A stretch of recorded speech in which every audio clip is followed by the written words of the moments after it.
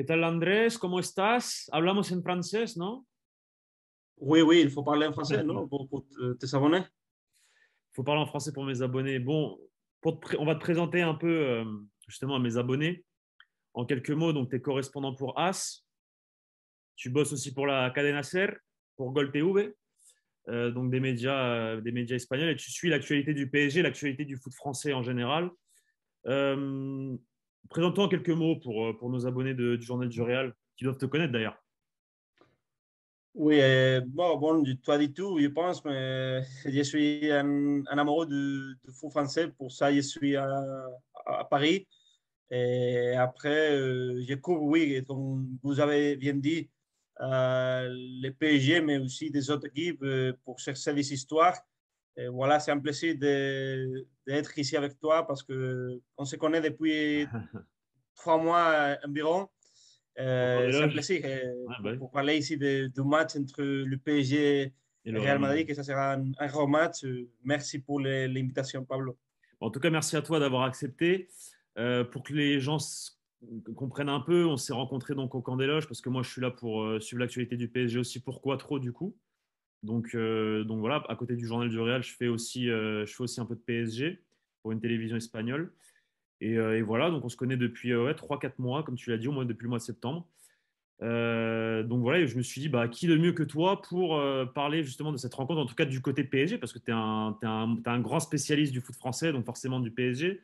Moi, je suis un peu les deux, je suis le PSG, je suis le Real Madrid, donc bon, bah, j'ai peut-être pas autant de capacité que toi pour parler du PSG, forcément, vu que toi, c'est ton actualité. Mais pour toi, déjà, le jour du tirage, t'en penses quoi de ce qui s'est passé faute professionnelle de l'UEFA, pour toi ça peut arriver, c'est grave. Je pense que c'était d'abord bizarre parce qu'on n'a jamais vu quelque chose comme le cas passé à l'autre jour, mais j'aurais répété le tirage avec à partir du moment de l'erreur, parce que ce n'est pas normal que si le Real à le Benfica, il n'y avait pas d'erreur, pourquoi tu l'as répété? Donc, c'est une erreur incroyable. Et après, la UEFA dit que c'est une erreur de survoir, que je ne crois pas parce que c'est une erreur avec de papier. Donc, c'est ça. Je pense que oui, je l'aurais répété, mais à partir du moment où l'erreur c'est produit. Donc, c'est produit. Donc, je pense que c'est une erreur grave de l'UEFA. Mais voilà, on voit un match incroyable entre le Real et le PSG, mais ce sont des principaux favoris pour gagner la Ligue des Champions et une des équipes va être hors de la compétition. Hors de la compétition et du coup c'est un peu problématique parce que voilà, comme tu dis, c'est deux favoris. Ça aurait été bien qu'ils se rencontrent un petit peu enfin, plus tard, en deux quarts de finale, demi-finale. Donc voilà, au final ça se fera en huitième de finale après une erreur de soi-disant software, comme tu dis, de l'UEFA. Enfin, à ce niveau-là, on ne comprend pas trop comment ça peut arriver, mais bon, visiblement, ça peut arriver, les erreurs technologiques et du coup aussi pour moi humaines. Euh, Parlons du match, parlons de la confrontation. Le Real Madrid est en forme jusqu'à présent. Le Real Madrid a perdu un match en Liga contre l'Espagnol, a fait des matchs nuls contre Villarreal comment dire, de mémoire. Mais voilà, le Real est en Osasuna, Osasuna Osasuna, aussi. Osasuna à domicile exactement, 0-0. Donc ça fait deux nuls, une défaite. Mais voilà, le Real a enchaîné là 5 matchs ultra importants en championnat et en Ligue des Champions. Il fallait assurer, À s'assurer la souhait, non? première place. Ouais, S'assurer, oui. s'assurer là, des fois je bug un peu dans mon cerveau. S'assurer la première place de la poule en Ligue des Champions. Il fallait aussi mettre une distance sur les poursuivants, sur la Real, sur Séville, sur l'Atlético Madrid, sur le Barça. Le Real Madrid a fait le boulot. Le Real Madrid est en forme, mais à côté de ça, on a un PSG en Ligue 1 et en Ligue des Champions qui, oui, certes, le PSG est premier. Mais toi, comment on va au Parc des Princes, on voit les matchs et le PSG ne joue pas très bien, sincèrement. Ils ont du mal. Faut dire ce qui est. Oui, oui, oui.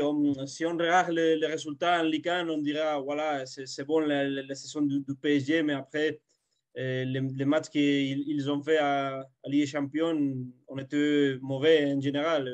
Il n'a pas gagné encore en Ligue des Champions hors du Parc de France.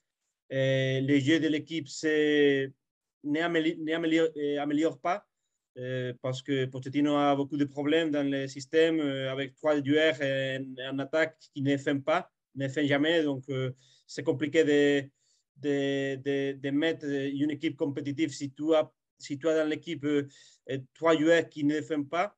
Mais voilà, c'est une équipe qui est offensive, qui est dangereuse parce que ils ont trois joueurs, ouais, malgré qu'ils ne font pas, sont trois des meilleurs joueurs du monde, surtout Mbappé qui est dans le meilleur moment de sa carrière. Et maintenant, je pense que ce n'est pas un bon tirage pour le Real parce que malgré les jeux du PSG, comme je t'avais dit, il n'y a pas rien hors du Parc de France en Ligue des Champions. C'est les huitièmes de finale et on peut faire des analyses maintenant, mais si je me souviens, si je te rappelle que il y a 3 ans, le PSG et le Real se sont battus en Ligue des Champions et quand le tirage a sorti, on disait que le PSG est favori, mais après, avec Zidane, le Real a gagné les 3 ans à Bernabéu et après, ils ont gagné à Paris. Donc, c'est compliqué de faire une bonne analyse maintenant parce que après, la saison peut changer. Javier, peut-être Benzema est blessé ou Modric est blessé. Le PSG a tous les joueurs et les matchs d'aller de retour changent beaucoup. Justement, sur ce que tu es en train de dire, je rebondis parce que je parlais justement à un ami à moi en début de semaine de ça, un ami à moi journaliste qui suit pareil la Ligue 1, et il me disait le Real Madrid est favori, mais je lui disais oui, peut-être que le Real Madrid est favori aujourd'hui, mais va-t-il l'être en février? Enfin, la vérité de décembre n'est pas celle de février. Et je lui ai exposé le même argument que toi. En 2017-2018, le Real Madrid finit deuxième de son groupe derrière Tottenham. Et le Real Madrid joue du coup en huitième de finale le Paris Saint-Germain qui a fini premier de son groupe. Je crois que c'était devant le Bayern, si je me souviens bien, en 2018. Et le PSG pardon, était en forme et était favori. Arrive février, le Real Madrid est distancé en Liga, mais le Real Madrid se concentre que sur la Ligue des Champions. Oui. Et le PSG, qui est favori, va perdre le match aller 3-1 et va perdre le match retour 2-1. Alors, on pourra dire ce qu'on veut. Mais en fait, et du coup, je comparais l'effectif actuel du PSG avec les trois de devant qui sont incroyables. C'est pour moi la meilleure attaque du monde sur le papier. Aujourd'hui, Neymar, Messi, Mbappé, on ne peut pas faire mieux. Ça, c'est la vérité. Mais à l'époque, c'était un peu pareil. À l'époque, on avait un Real Madrid qui défendait à 8, qui avait trois devant qui étaient incroyables et qui ne défendaient pas. C'est pour ça qu'ils se font distancier en Liga. Benzema, Cristiano et Bale. Mais du coup, sur des matchs aller-retour en un match, ces gars-là peuvent te faire la différence.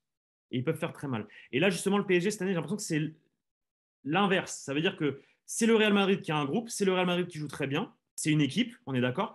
Et le PSG, c'est une équipe qui défend à 8, qui attaque à, pour le moment, pour moi, je l'écris sur un papier sur le journal du Real, à 8 plus 1. Ça veut dire que on balance un ballon devant à Mbappé et c'est Mbappé qui doit faire la différence parce que Mbappé est juste incroyable depuis le début de saison. C'est lui qui porte l'équipe. Mais voilà, mais ces trois-là, tu sais pas ce qu'ils peuvent faire. Tu sais pas ce qu'ils peuvent faire sur un match.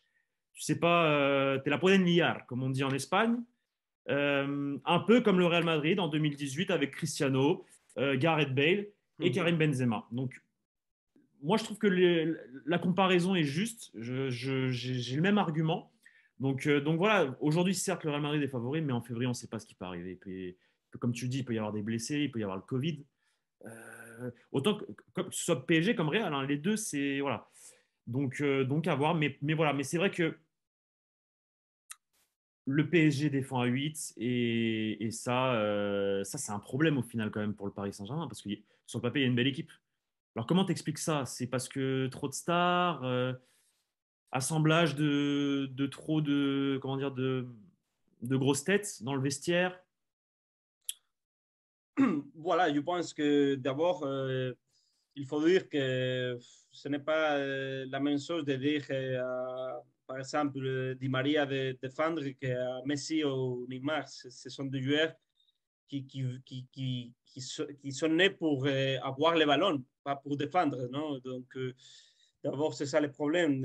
Après, je crois que Pochettino est un entraîneur qui a fait un bon travail pendant toute sa carrière à Southampton, Tottenham espagnol, mais il ne peut pas mettre ses idées à Paris parce que ce n'est pas une équipe, c'est un groupe de stars, le PSG. Pour ça, j'explique les problèmes à partir de là. Après, je ne sais pas s'il va changer le système parce que l'équipe a signé, le PSG a signé Sergio Ramos en juillet et après ça, il a joué seulement un match. C'est un problème parce que tu ne peux pas faire un système sans Sergio Ramos. Je ne sais pas s'il va changer avant le Real Madrid, avant les matchs contre le système, parce que si tu joues avec trois défenseurs et 3-5-2 par exemple, tu as plus de solidité. Je crois ça, mais le problème pour moi, comme je te dis, c'est tu ne peux pas dire à Neymar, Mbappé et Messi de défendre pendant 90 minutes parce que c'est impossible. Et le PSG, quand a joué face à City, les deux matchs, a été la plupart du match en train de défendre. Donc, c'est un problème, mais aussi les problèmes de Verratti. Verratti, c'est un joueur clé pour le PSG depuis qu'il a signé en 2012 à l'équipe. Et il se blesse souvent. Donc, si Verratti est là face au Real Madrid, les options du PSG augmentent beaucoup pour se qualifier. Et pour moi, c'est un problème d'abord du système, après de stars, parce que, comme je te dis, Neymar et Mbappé, Messi ne les font pas et ils ne vont le faire. Ils ne vont le faire. Ils ne vont le faire.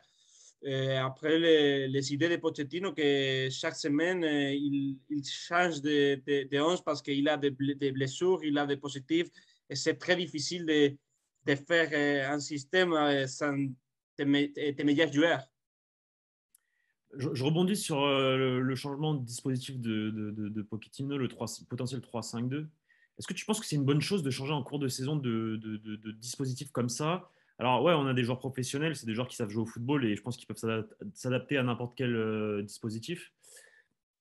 Et en vrai, quand tu réfléchis bien, euh, Paris peut jouer comme ça parce que Paris a actuellement deux latéraux, Nuno Mm. Mendes Oui, et Akraf, oui, oui. qui sont pas vraiment des latéraux, entre guillemets, de par leur façon de jouer. C'est plutôt des pistons, c'est plutôt des joueurs qui attaquent et qui ont du mal à défendre. Donc, peut-être qu'avec justement un 3-5-2, tu les mets en piston, il y aurait peut-être plus d'équilibre. Parce que là, ce qui est vrai, et ce qu'il faut le dire, c'est que Paris a du mal à défendre et Akraf et Nuno Mendes, c'est compliqué.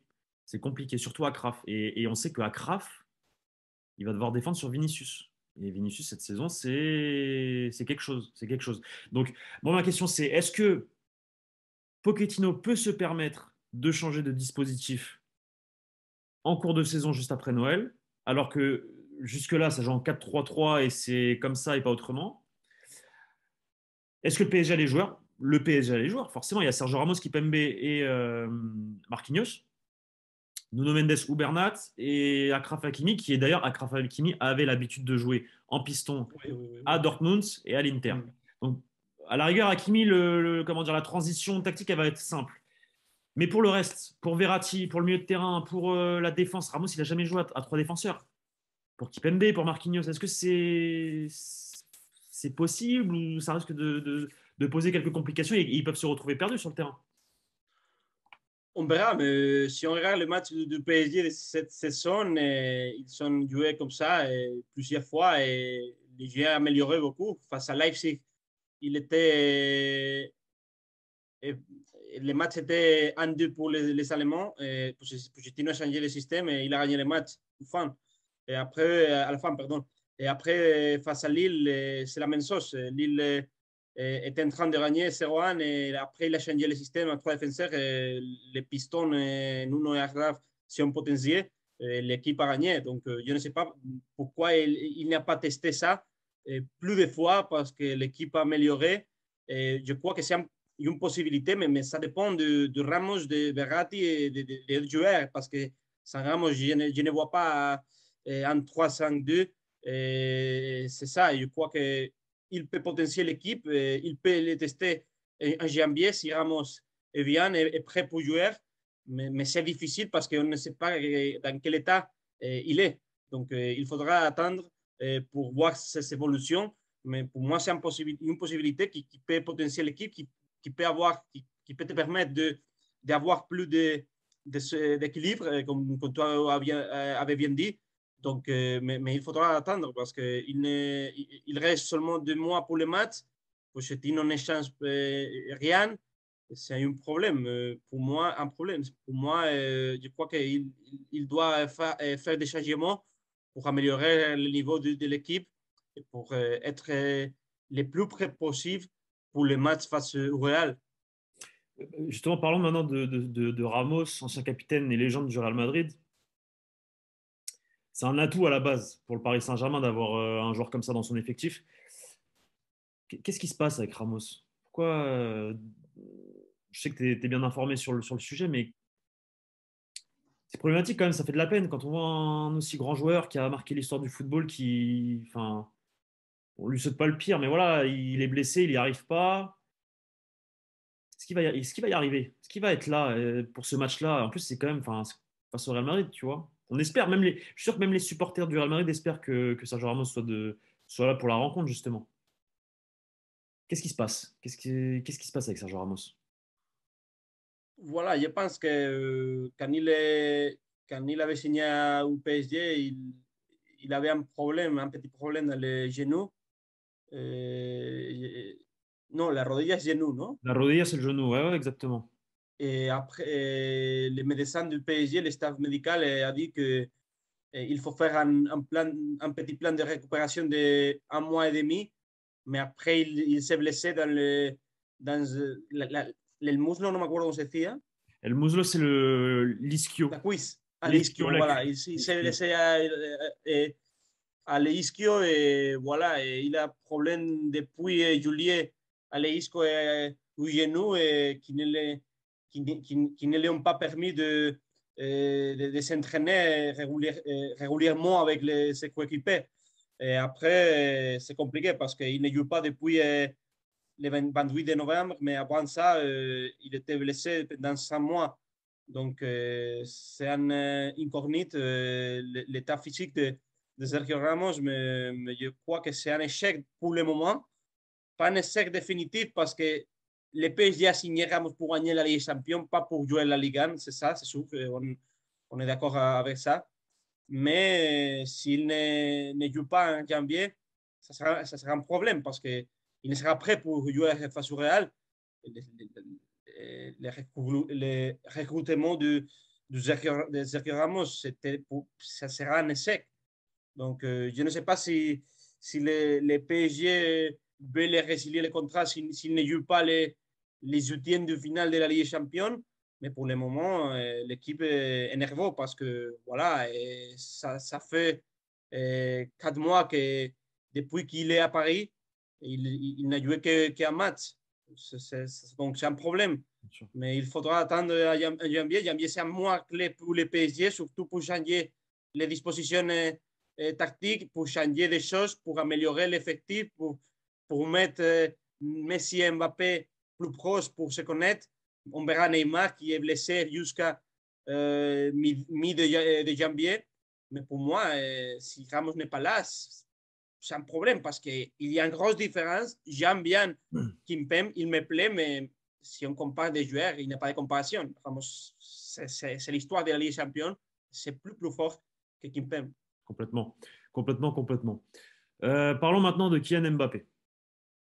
Bon, voilà, on est ensemble au Parc des Princes quand on va voir les matchs de Ligue 1, de Ligue des Champions. Et à chaque fois qu'il marque un but ou qu'il. Enfin, on sent qu'il est au-dessus. Toi-même, tu me le dis souvent, physiquement, c'est une bête. Fisicamente es una bestia. Enfin, ça se voit, il a quelque chose de différent et il a travaillé pour. Et le gamin a un objectif bien en tête, bien tracé, et il sait ce qu'il veut. Et voilà. C'est le joueur dont le Real Madrid va devoir faire attention. Je pense qu'on est d'accord sur ça. Je pense qu'on est d'accord sur ça. En tout cas, à l'heure actuelle, Messi, voilà, ça ronronne. Neymar, il est blessé, on verra. Mais Kylian Mbappé, c'est lui qui porte l'attaque du PSG. C'est lui qui porte l'attaque du PSG, c'est clair. Oui, pour moi, il n'y a pas de débat cette saison. On pensait qu'avec Messi, l'influence de Mbappé va être réduite, mais ce n'est pas le cas.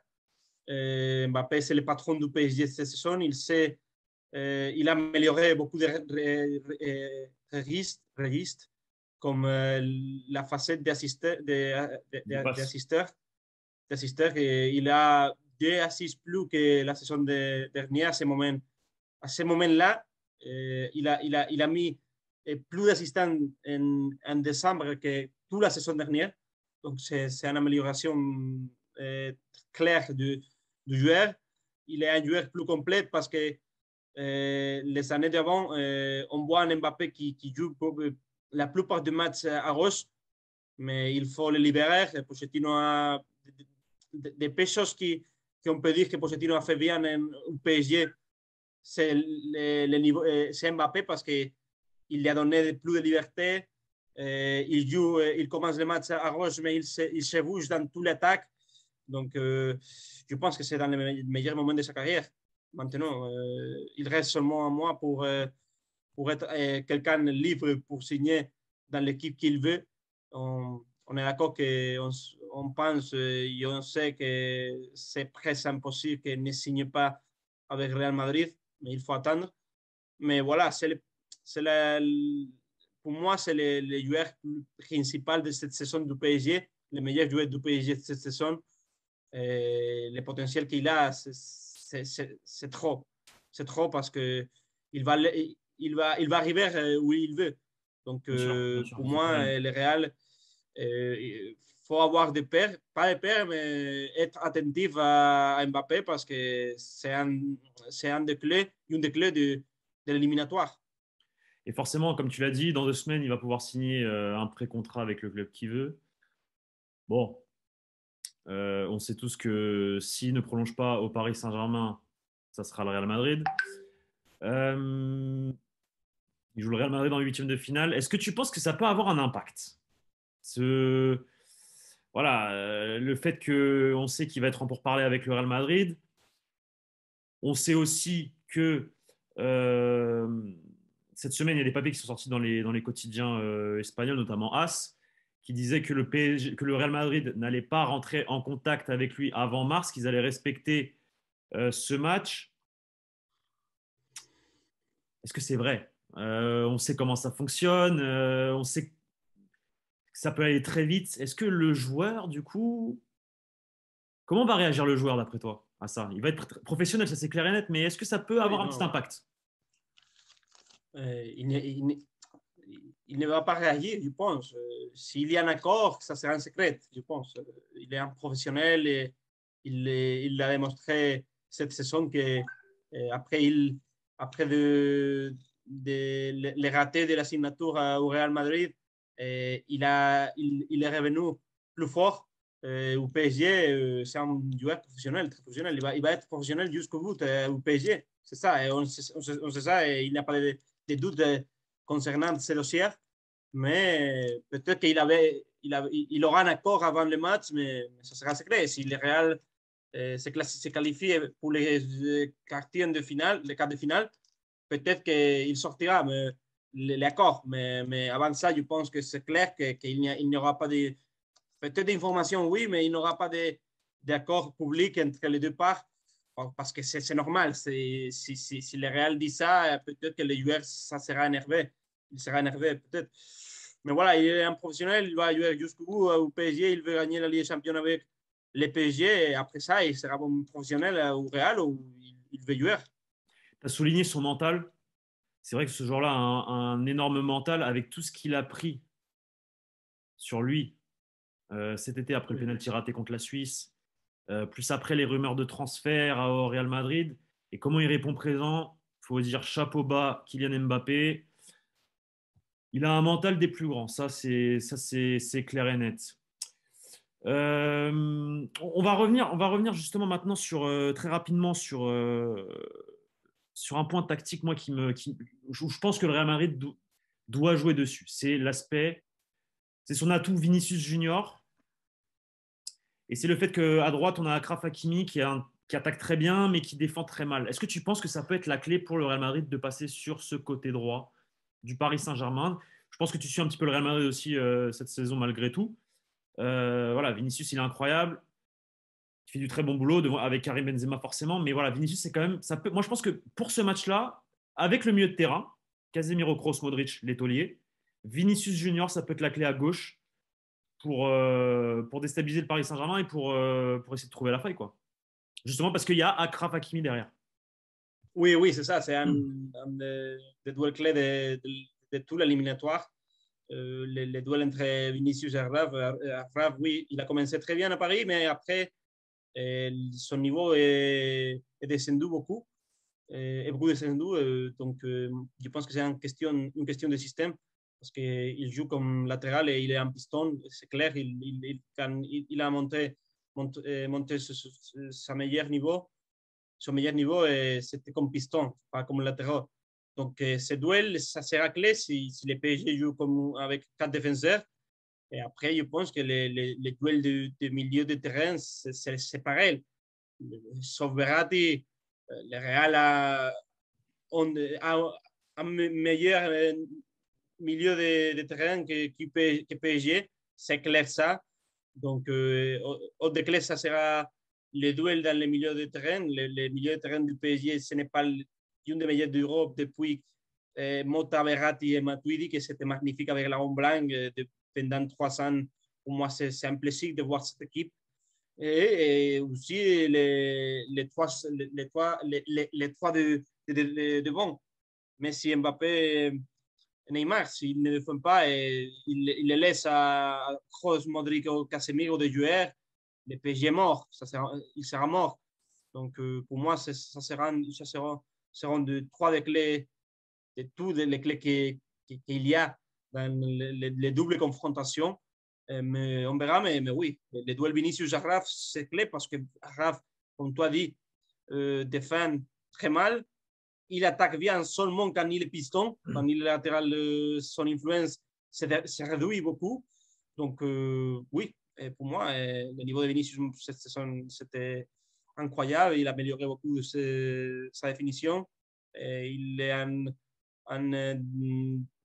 danger, c'est peligro, non? Constant. Un danger, un Un danger danger constant. constant. Voilà, pour moi, maintenant, c'est clair que le Real est plus fort et favori et le PSG doit changer pendant ces 2 mois qu'il reste pour le match, pour avoir des chances pour aller plus jusqu'au bout en Ligue des Champions.